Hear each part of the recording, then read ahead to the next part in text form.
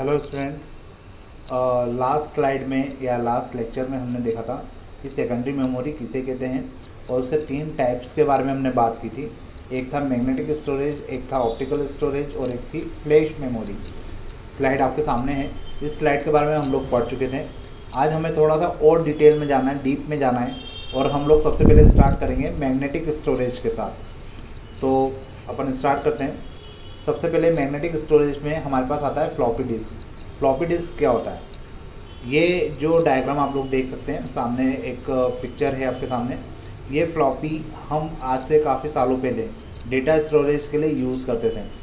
जब मैं अपने कॉलेज टाइम में था तब मैं इसी फ्लॉपी का यूज़ करता था जब भी मुझे कोई डेटा इधर से उधर कैरी करना होता था, क्योंकि पेन ड्राइव्स के अंदर भी, पेन ड्राइव उस समय काफ़ी महंगी भी थी और उसके अंदर डेटा को कैरी करना थोड़ा मुश्किल होता था।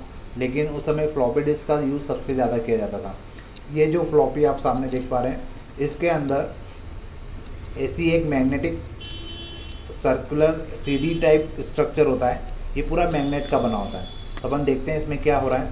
फ्लॉपी डिस्क और Diskit is the oldest portable data storage device in the early days.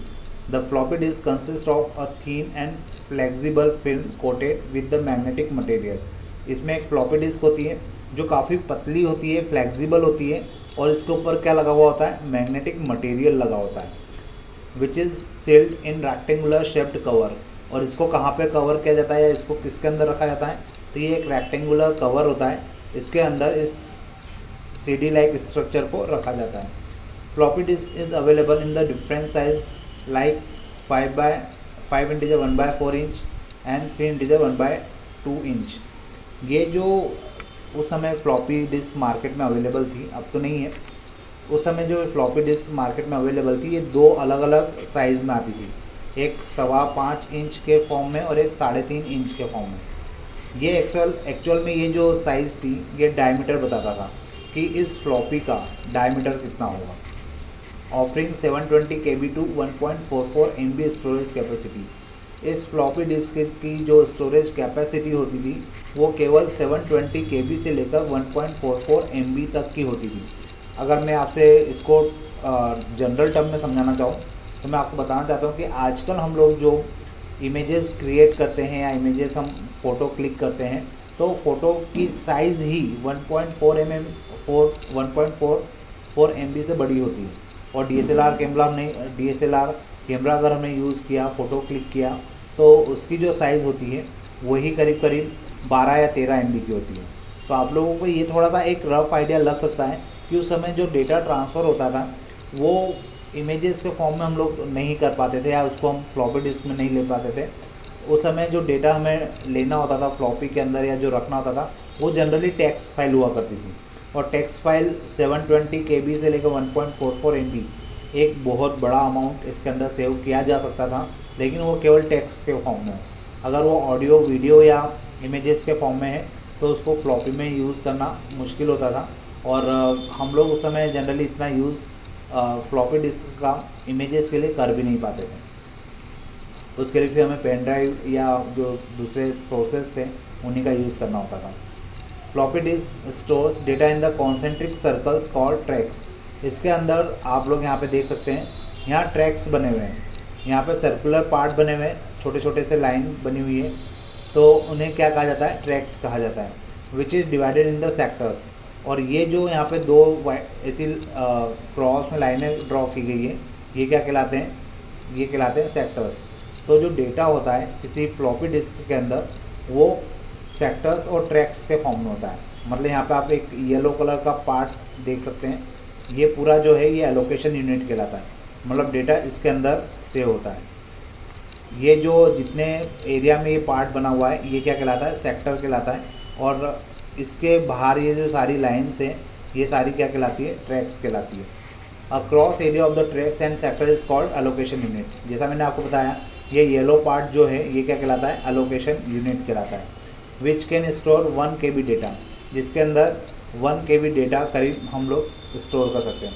इसमें बहुत सारे ट्रैक्स होते हैं और सेक्टर्स भी बहुत ज़्यादा होते हैं, लेकिन आपको समझाया जा सके, आपको दिखाया जा सके, इसलिए यहाँ पे ट्रैक्स और सेक्टर्स के बीच की डिस्टेंस थोड़ी ज़्यादा रखी गई है। जनरली अ फ्लॉपी कंटेन 9 सेक्टर्स। इसके अंदर जनरली कितने सेक्टर्स होते हैं? 9 सेक्टर्स होते हैं और 80 ट्रैक्स होते हैं। ठीक है, तो ये आपको याद रखना है। और ये फ्लॉपी डिस्क का मैनेजमेंट हुआ। इसका यूज़ आजकल की लाइफ में हम लोग नहीं करते, लेकिन हाँ कभी अपनी क्लासेस जब फिजिकली लगेगी लैब में तो मैं आपको एक फ्लॉपी डिस्क ज़रूर दिखाऊंगा, क्योंकि ये फ्लॉपी आज भी मेरे पास रखी हुई है। तो कभी मुझे मौका मिला क्लासेस में तो मैं आपको एक फ्लॉपी डिस्क ज़रूर दिखाना चाहूँगा, क्योंकि इससे आपका एक नॉलेज भी बढ़ेगा और जो चीज़ें हम लोग देखते हैं उसको हम जल्दी सीखते भी हैं। अब हम लोग नेक्स्ट टाइप पे चलते हैं, मैग्नेटिक टेप। अब ये मैग्नेटिक टेप अगर आपको याद हो, इस टाइप की कैसेट्स हम लोग बहुत यूज़ कर चुके हैं। आप लोगों ने इतना यूज़ नहीं किया होगा, क्योंकि आपके समय जब आप लोगों ने चीज़ों को समझना चालू किया, जानना चालू किया, तब से तो सीडी और डीवीडी आ गए थे, तो आप लोगों ने इसका यूज़ इतना नहीं किया होगा। लेकिन आज से करीब 15 साल पहले, 20 साल पहले इस टाइप के कैसेट्स का यूज़ किया जाता था गाने सुनने के लिए, और इस टाइप का कैसेट का यूज़ किया जाता था। ये रोल तो आज भी थिएटर, जो सिंगल थिएटर होते हैं वहाँ पे आज भी इसी का यूज़ किया जाता है। मैग्नेटिक टेप होती है इसके अंदर, इसमें रील होती है और रील में ही क्या होता है, आपका डेटा सेव होता है। ये जो रील होती है मैग्नेट की बनी होती है। देखिए अपन इसके बारे में डिटेल में पढ़ते हैं। Magnetic tape is the similar to audio cassettes. Magnetic tape जो होती है वो ऑडियो कैसेट जैसी ही होती है, which contains a thin strip of bronze metal coated tape rolled with in it. इसके अंदर एक पतली सी स्ट्रिप होती है जो ब्रॉन्ज मेटल की बनी होती है, और उसके ऊपर क्या लगा रहता है, उसके ऊपर ब्रॉन्ज मेटल लगा होता है जो कि मैग्नेट टाइप का होता है या मैग्नेट जैसा दिखता है। Generally it is use for archival और backup purpose because it can store large amount of data.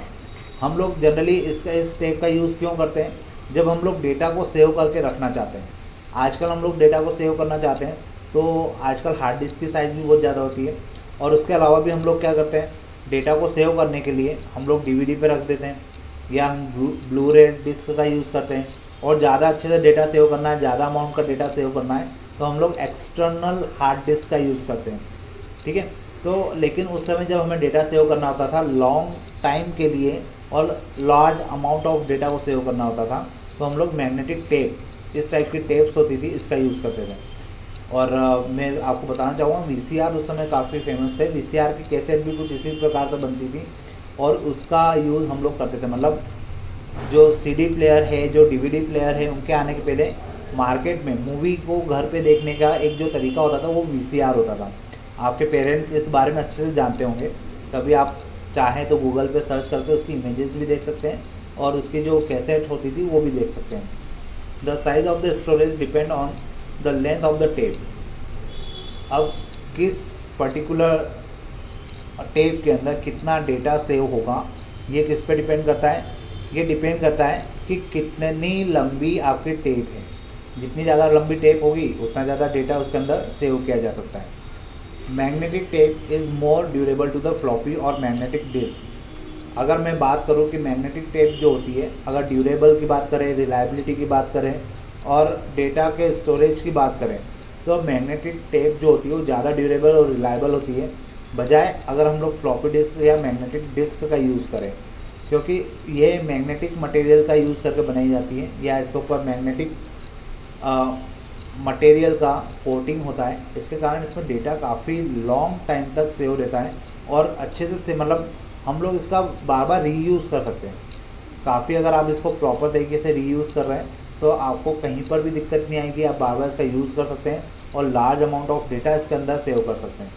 तो उस समय आज से करीब मैं 15 या 20 साल पहले की बात कर रहा हूँ, जो डेटा को सेव करने के तरीके होते थे वो मैग्नेटिक टेप जनरली ज़्यादा यूज़ किए जाते थे, क्योंकि डेटा इस पर ईजिली स्टोर किया जा सकता था और सेव किया जा सकता था।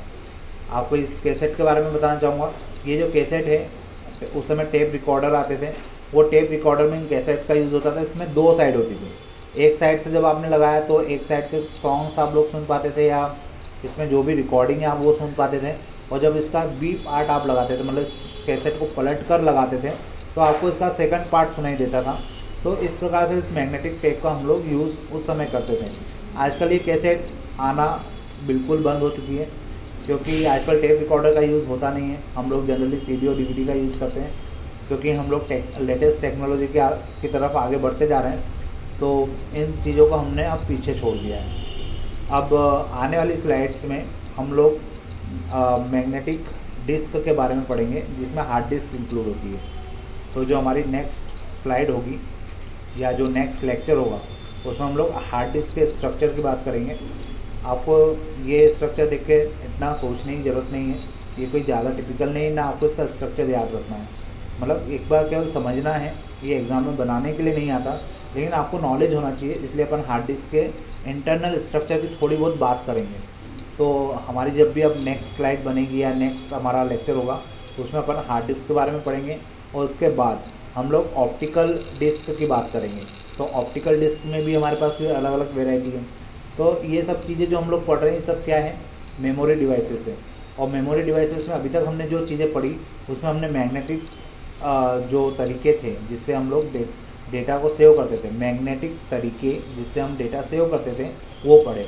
और उसमें भी हमने अभी दो चीज़ें पढ़ी, एक तो फ्लॉपी और एक मैग्नेटिक टेप, जिसका यूज़ आजकल करीब करीब बंद हो चुका है। आज हम केवल अभी हार्ड डिस्क का रिसेंटली जो यूज़ कर रहे हैं। इसके अलावा आजकल हम लोग ऑप्टिकल टेप का यूज़ करते हैं या ऑप्टिकल मटेरियल का यूज़ करते हैं डेटा को सेव करने के लिए या सेकेंडरी स्टोरेज के तौर पर।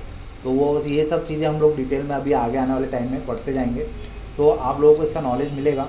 लेकिन जब भी आप लेक्चर सुने थोड़ा ध्यान से सुनिए, ताकि आपको ये छोटी छोटी चीज़ें जो आप लोग यूज़ करते हैं लेकिन आपको उनके टेक्निकल टर्म्स नहीं पता होते, वो पता चलते जाएंगे। ठीक है, थैंक यू।